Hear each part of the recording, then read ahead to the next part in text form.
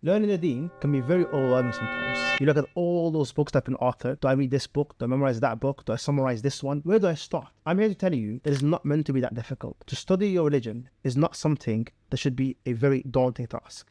All you need is two things: a good teacher and a good program. If you have those two, inshallah ta'ala, with intention, you'll go far. So here at GLM Masjid, we're offering a program that does exactly that. It's called Al-Bināء العلمي, which means, or translates to, building your knowledge. We want to build your knowledge, your Īmān, your understanding of the deen. This program will cover the essential aspects of our deen that you have to know. And we've chosen 3 subjects: Sīrah, the biography of the Prophet ﷺ, Fiqh, how to worship, and Aqīdah, what does a Muslim believe in? We have very qualified and experienced teachers, and it will be happening right here in the Masjid. This is a great opportunity for all of you that were looking for a way to progress, to learn the deen, to get closer to Allah subhanahu wa ta'ala, to come to the Masjid and every week increase your knowledge and get closer to Allah subhanahu wa ta'ala. Please join this halaqah and this program, and for more information, go to the website binaa.co.uk.